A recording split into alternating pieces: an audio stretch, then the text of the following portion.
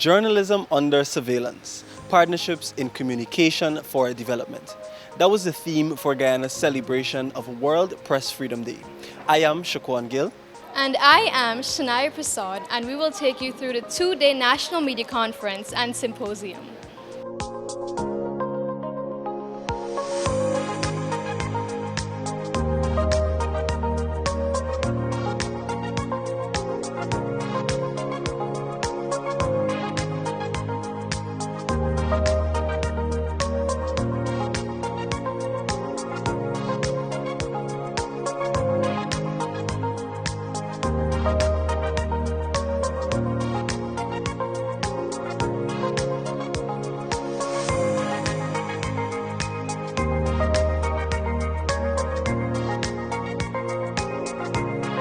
This year's theme, according to the United Nations, spotlights the multiple ways in which journalism is endangered by surveillance and digitally mediated attacks on journalists, and the consequences of all this on public trust in digital communications. In 2018, the Kaiser newspaper reported a total of 83 journalists being killed around the globe in that year alone. With deafening silence usually surrounding the protection of journalists, the Office of the Prime Minister, through its Department of Public Affairs, also hosted a two-day conference to remember the fallen soldiers in the field of journalism. The President, at the beginning of his speech, also took the time to remember them. I indulge you to continue standing, please, for one moment of silence for all the journalists we have lost globally in the practice of their profession. World Press Day was first declared in December 1993 by the UN General Assembly.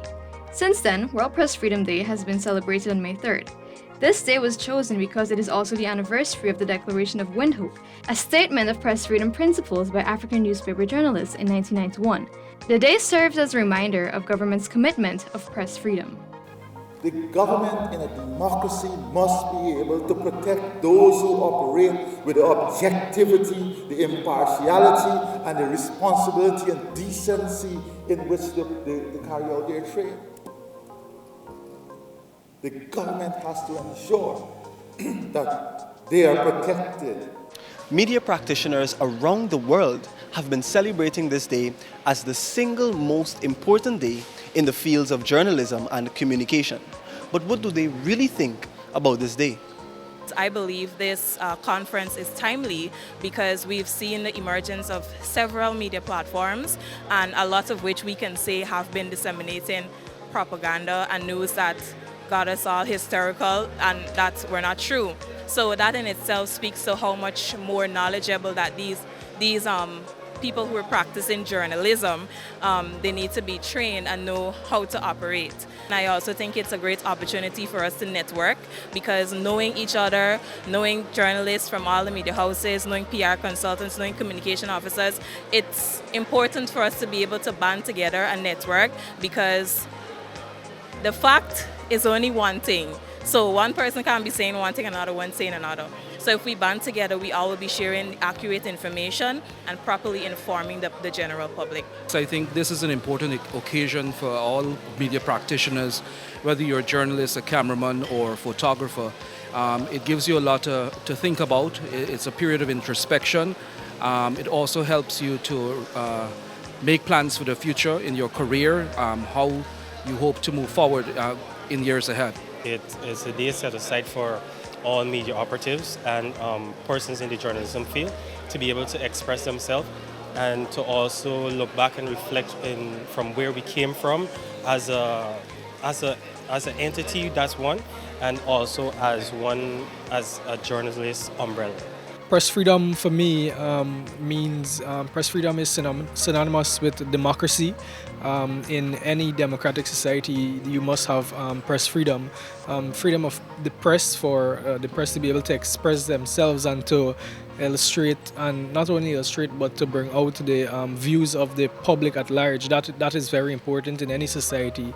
So an unbiased, impartial press is very much important. We also saw the launch of the Guyana Communications Academy, the virtual academy, which will provide long-term training for media workers. So I think that's a good initiative as well. And the opportunity to actually set up a booth here and exhibit and display what we have to offer, and behind the scenes what goes into productions and what it takes to be a part of media. I think it's quite important. I'm so happy that we were able to do this, and I hope, of course, that we can have more of this in the future.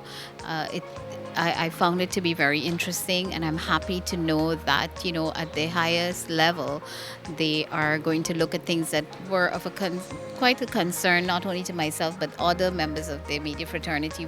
As a former journalist myself, I understand the significance of it. I understand the struggles that journalists have come through over the years in terms of attaining freedom, and the struggles that continue to ensure that they can do their work without impediments, without restriction. How do we define and how do we assess press freedom within the context of freedom and a definition of freedom?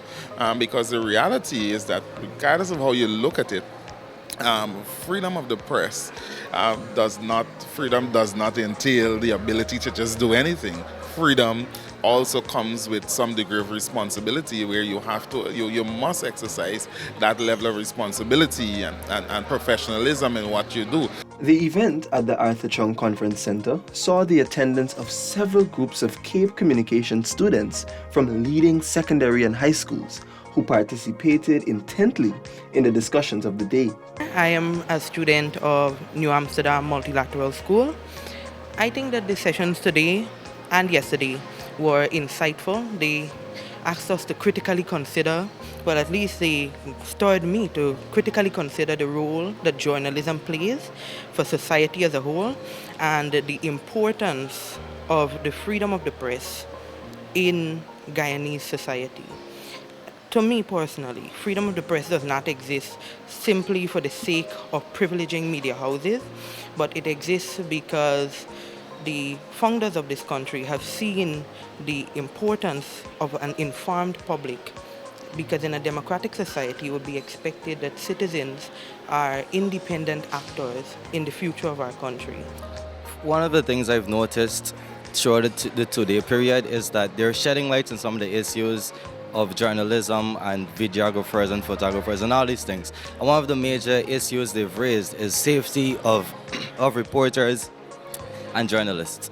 And I appreciate seeing all these relatively famous individuals supporting the initiative, and I think it's good for the betterment of our society. This day, I'm really pleased. First of all, I have to acknowledge for this event to take place. I believe press freedom, in fact, is an important element for every country. And especially Guyana being a democracy, this is a critical element of our democracy. I'm very pleased to note that Guyana has actually moved up in terms of press freedom. We have moved up on the index, so that's something quite noteworthy. And I believe that this event, it totally, we know that the media is an important element in society. Without media, there would be no society. This prestigious event not only allowed for the traditional forms of media to be celebrated, but also recognized the work of other information channels that are also crucial to the effective sharing of information. Mikoyanya Yisrael, who has taken up the responsibility to serve the deaf community here in Guyana, also spoke about the importance of press freedom and the inclusion of people from all walks of life. But my main focus is that we can learn from this event, take in all the experiences of other folks and put that best practice into what we have here in Guyana. I'm here doing this with deaf persons. They need information as well. And this is something that sign language interpreters provide. It's not our opinion, it's not our thoughts, it's just the spoken word that we transmit to the public. I'm very honored to be here. It's not for myself, but for the deaf community in Guyana and the region. Reputable social media influencer Stacey Dos Santos, who along with her husband built the Visit Guyana platform that showcases the beauty of Guyana's landscape, has expressed her thoughts about the two-day seminar. It's important because all of the people that fall under these particular realms, whether it's a social media influencer, whether you're a citizen journalist, whether you're a reporter, whether you're a professional journalist, we can all sit, we can all have discussions on various topics and find solutions to problems we're facing, because there's strength in unity. That's what I believe. My panel, for example, this afternoon, we're examining citizen reporters and the role of social media influencers.